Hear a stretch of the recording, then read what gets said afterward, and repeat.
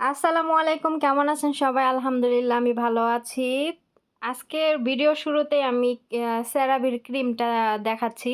কারণ কিছুদিন ধরে একটা আপু আমাকে কমেন্ট করতেছিল যে, "আপু তোমার ক্রিমটার ছবি আমাকে একটু দেখাও, দেখাও।" তো এই যে আপু ক্রিমের ছবি দেখাই দিলাম। এটা হচ্ছে CeraVeর একটা ক্রিম। আপনি যদি যেকোনো জায়গায় আপনি এটা ফার্মেসিতে নইলে কোনো শপে পাবেন। তো এটার দাম হচ্ছে আমি ১০ রিয়াল দিয়ে কিনছি, ওমানি ১০ রিয়াল। তো এটা অনেক দামি একটা ক্রিম। এটা দিয়ে আপনি যদি চিন্তা করেন যে এটা দিয়ে ফর্সা হবেন তাহলে কিন্তু ব্যবহার করার দরকার নাই। কারণ এটা ফর্সা হওয়ার কোনো ক্রিম না।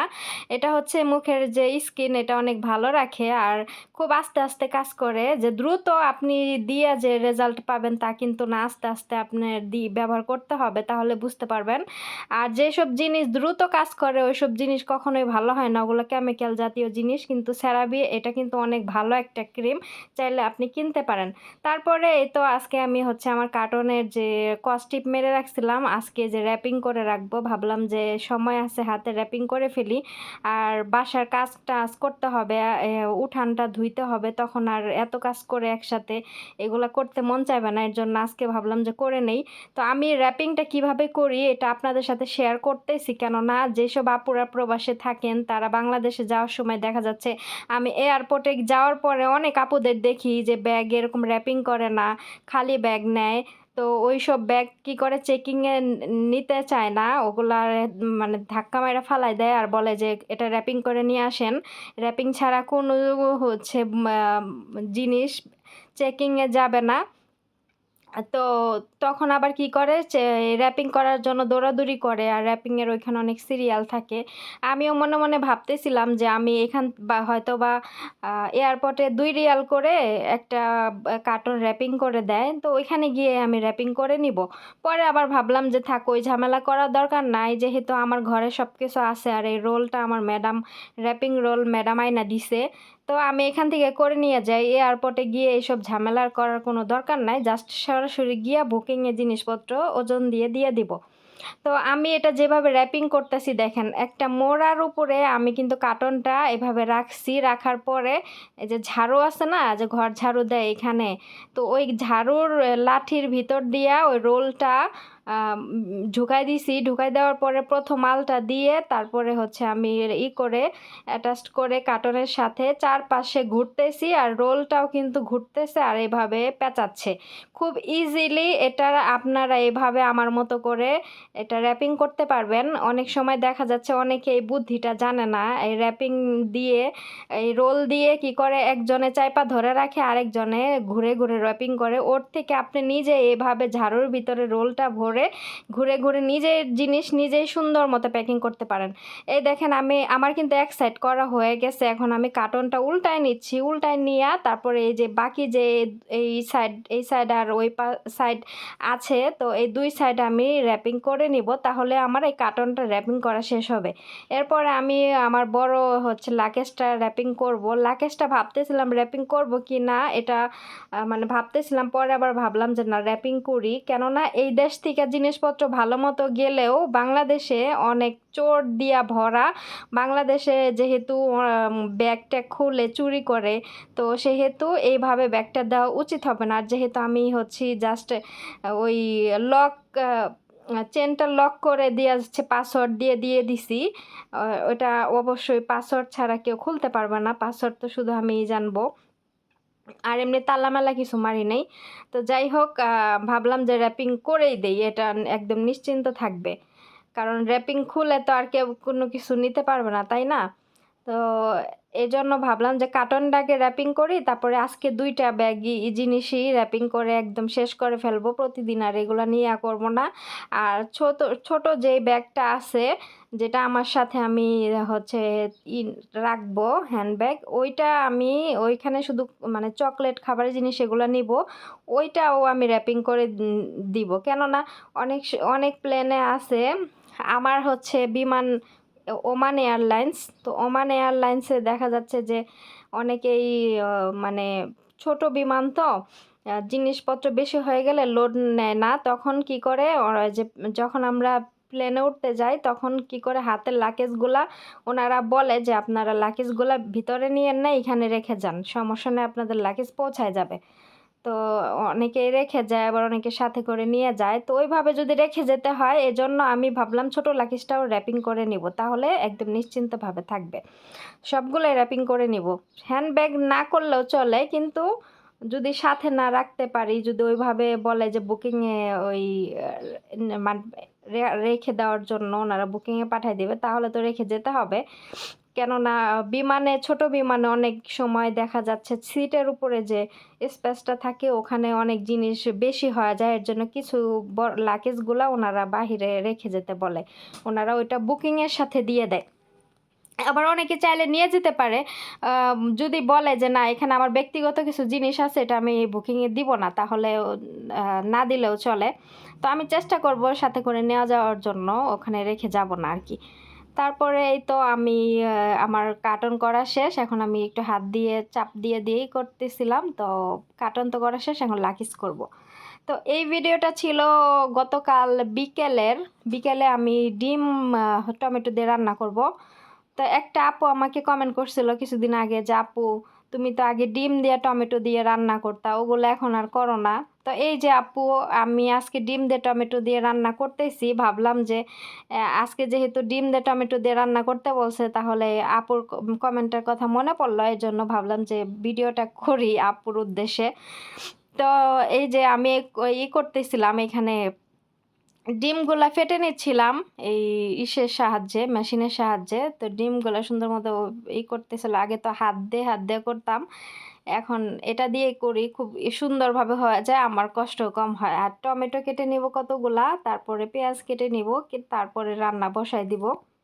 অনেক দিন পর আমার ম্যাডাম এই ডিম দিয়া এই রান্নাটা, ভাজিটা, টমেটো দিয়ে ডিম দিয়ে ভাজি করছে। ও অনেক দিন ধরে এই খাবারটা খায় না। তো যেহেতু আমি বাংলাদেশে চলে যাচ্ছি, এক এক করে আমার ম্যাডাম সব খাবারই এক এক করে খাচ্ছে আর কি আমার হাতের। ১ মাস যেহেতু থাকবো না, তারা কিনে খেতে খেতে দেখা যাচ্ছে বোরিং হয়ে যাবে বাহিরের খাবার খেতে খেতে।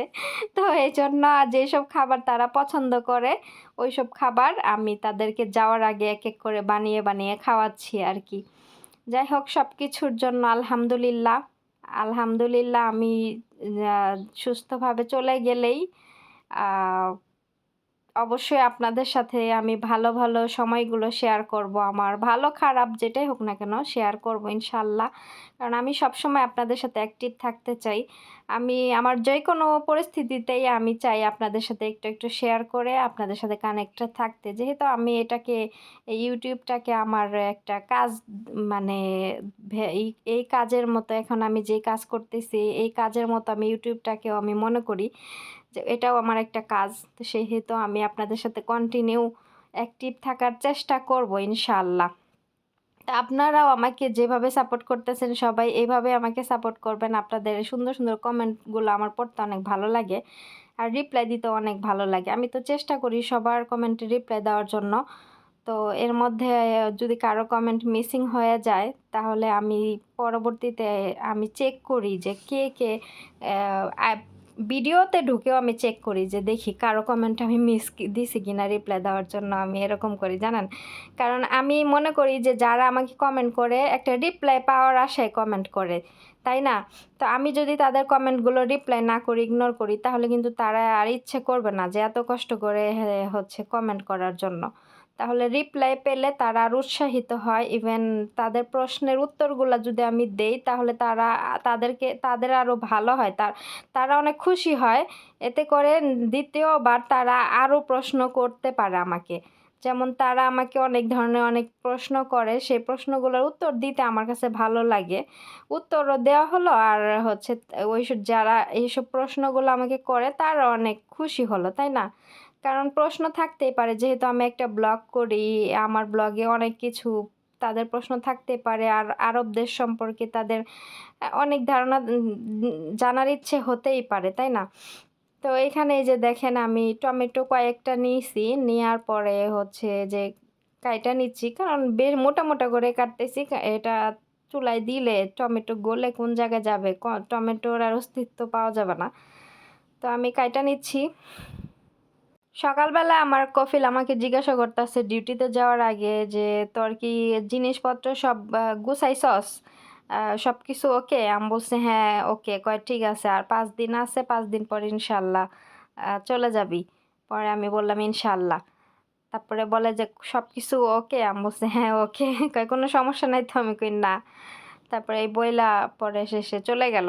আর আমি এই ফজর থেকে এখন পর্যন্ত সব কাজ টাজ করছি, এখন 10টা পার হয়ে গেছে, আমার রান্না বান্না করতে আবার যেতে হবে।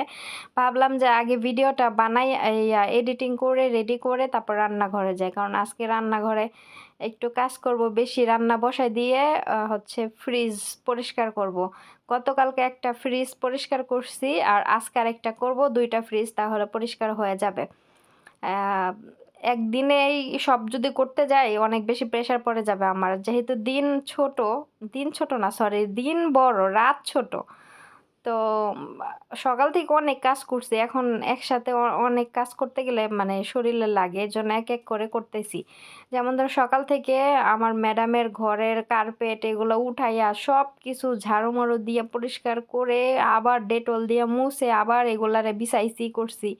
ড্রয়িং রুমে কার্পেট করে সোফা টোফা সরাইয়া এগুলো সব পরিষ্কার করছি। তো এই জন্য অনেক দেরি হয়েছে আজকে কাজ করতে। এই মাত্র রুমে এসে হাত মুখ ধুইলাম, আর ওইদিকে ফয়সাল ঘুমাইতেছে, ফয়সালকে আমি এসি সাইরা দিয়া তারপর লাইট অফ করে দিয়ে রেখে আসছি যে থাকো ঘুমাক। কারণ ফয়সাল অনেক রাতে ঘুম থেকে উঠে বসে থাকে, ও রাতে ঘুমাইতে চায় না বেশি। হ্যাঁ, উঠে ও বসে থাকে ঘুম থেকে উঠে। তো ওই যখন যেদিন রাতে না ঘুমায় ওই দিনই এই যে সকালবেলা শুয়ে শুয়ে ঘুমায় পড়ে। তো যাই হোক, ফয়সালের মতো ফয়সাল ঘুমাচ্ছে, আর আমার মতো আমি রুমে এসে হাত মুখ ধুইলাম, এখন ভিডিওটা এডিটিং করতেছি, তারপরে এখন শেষ হয়ে গেলে রান্নাঘরে যাব, গিয়ে দুপুরে রান্না বান্না শুরু করব। আর এখানে আমি পেঁয়াজটা প্রথমে ভাইজা নিছি, তারপরে আমি টমেটো দিছি, টমেটো দেওয়ার পরে আমি একটু সামান্য পরিমাণে লবণ দিব, যতটুকু প্রয়োজন। তাই লবণ দেওয়ার পরে টমেটোটা কিন্তু গলে যাবে। আর আমি আজকে 16টা ডিম রান্না করতেছি। এই ডিম এইভাবে রান্না করলে ডিম অনেক বেশি লাগে, প্রায় অর্ধেক খাসি ডিম লাগে। আমার কফিলে এটা খাবারটা খাবে না, কারণ সে বাহিরে খাবে, এজন্য সে ম্যাডামকে বলছেন খাবার তার জন্য না রান্না করতে। এজন্য জাস্ট আমরা যে খাবো আমাদের জন্য রান্না করতেছি। আর আমার ম্যাডামের মেয়েরা এই ডিমের ঝুড়িটা অনেক বেশি পছন্দ করে, এর জন্য 16টা ডিম নিছি। তো আমি আমার ম্যাডামের বড় মেয়ে এসে জিজ্ঞাসা করতেছে যে ডিম কয়টা নিছি, পরে আমি বললাম যে 16টা। তো বলে আচ্ছা ঠিক আছে। ও ভাবছে যে আমি আরো কম নিছি, কম নিলে বলতো যে আরো বেশি করে নিতে, এর জন্য আমি জানি যে ওরা এই ডিমটা অনেক পছন্দ করে, এর জন্য বেশি করে নিছি। তো ডিম আমি দিয়া দিলাম, এইখানে দেখেন টমেটো কিছুক্ষণ কষাইয়া তেলের মধ্যে, তারপর ডিম দিয়া দিলাম। দেওয়ার পরে এখন আস্তে আস্তে করে আমি চামচ দিয়ে লাড়বো। লাড়লে তো এখন ডিমটা শক্ত হয়ে যাবে। তারপরে কিছুক্ষণ রান্না করব, মানে একটু পানি পানি যে ভাবটা থাকে ওটা শুকাই ফেললেই, ভাজা ভাজা হয়ে গেলেই এই ডিম টমেটো রান্না হয়ে গেছে। আগে ডিম টমেটো মানে আমার ম্যাডাম রেস্টুরেন্ট থেকে কিনে নিয়ে আসতো কিমা আর এই ডিম টমেটো আইনা নাস্তা করতো। তারপরে ওই রেস্টুরেন্টটা বন্ধ হয়ে গেছে, এখন ওই রেস্টুরেন্টে থেকে আর কিনে না, কিনবে কিভাবে, বন্ধ হয়ে গেছে। এখন অন্য একটা রেস্টুরেন্ট থেকে কিনে, তো ওই রেস্টুরেন্টের এটা আবার মজা না। পরে আমার ম্যাডাম বলে যে ওই রেস্টুরেন্টটা মজা না, পরে আমি বলছি যে এটা তো আমিই পারি। তারপরে আমি একদিন যখন এই রান্নাটা করে খাওয়াইলাম, তখন তারা বলতেছে যে মানে রেস্টুরেন্টের থেকে আমারটাই বেশি মজা। এই জন্য এখন আর বাইরের থেকে এসব খাবার কিনে না। আর যখন তাদের খাইতে মনে চায় তখন আমাকে বলে, আমি রান্না করে দিই। যে আজকে ডিম টমেটো রান্না করতেছি, ম্যাডামে বাইরে যাবে, গিয়ে পরোটা কিনে নিয়ে আসবে, পরোটা দিয়ে এটা রাতের খাবার খাবে। তো এখানে তো সকাল আর বিকাল রুটি খায়, শুধু ওরা দুপুরে এক টাইম ভাত খায়। কিন্তু আমার এই রুটি খেতে খেতে সত্যি কথা আমার এই রুটি দেখতে ইচ্ছা করে না, আমি কিন্তু সবসময় রুটি খাই না। বাংলাদেশে গেলে আমি অল্প খাই, আর যাই খাই আমি ভাত খাবো, 3 বেলা ভাত খাবো সত্যি কথা। কারণ আমার এই রুটি মুটি এগুলা এখানে দেখতে দেখতে আমার আর রুটি খেতে ইচ্ছা করে না। তাও এখানে ডিম দেখেন অনেকক্ষণ রান্না করা হয়ে যাওয়ার পরে এখন এই যে শক্ত শক্ত হয়ে গেছে না, এরকমই শক্ত শক্ত থাকবে। আর এটাকে আমি বেশি গলাই নাই, ঝুরি ঝুরি করি নাই, কারণ আমার ম্যাডাম একটু এই যে এরকম বড় বড় আস্তে আস্তে পিস থাকতে মানে এরকমই পছন্দ করে। এর জন্য আমি বেশি ঝুরি করি নাই। চামচ দিয়ে এরকম লাড়া দিলে একটু তাইলে কিন্তু ঝুরি ঝুরি হয়ে যেত, কিন্তু আমার ম্যাডাম ওইভাবে পছন্দ করে না, এভাবেই একটু বড় বড় রাখতে বলে। তো তো ম্যাডাম যেভাবে পছন্দ করে, তো ম্যাডামের বাচ্চারা যেভাবে পছন্দ করে সেভাবেই তো রান্না করব, তাই না? তো ওইভাবে রান্না করতেছি। আর আরেকটু ভাজবো, ভাজলে আমার রান্না শেষ। তো আজকের মতো আরও কাজ আছে বিকালবেলা। এটা কিন্তু বিকালবেলার ভিডিও, আমি সকালের ভিডিও হচ্ছে বেশি ছাড়ি, বিকেলের ভিডিও আমি ছাড়ি না। বিকেলে আমি অনেক কিছু রান্না বান্না করি, সেগুলো দেখানো হয় না। তো এখন ভাবলাম যে বিকেলের ভিডিও একটু একটু করে শেয়ার করি আপনাদের সাথে। তো ডিম টমেটোটা হচ্ছে হয়ে গেছে আমার। এখন আমি হটপটে বেড়ে ওই স্টোর রুমে তালা মেরে রেখে দিব, নাইলে এই বাইরে রাখলে ফয়সাল সব খায় একদম শেষ করে ফেলবে। স্টোর রুমে হচ্ছে তালা মেরে রেখে দিব। তো আজকের ভিডিও এখানেই সবাই শেষ করছি। সবাই ভালো থাকবেন, সুস্থ থাকবেন, আল্লাহ হাফেজ।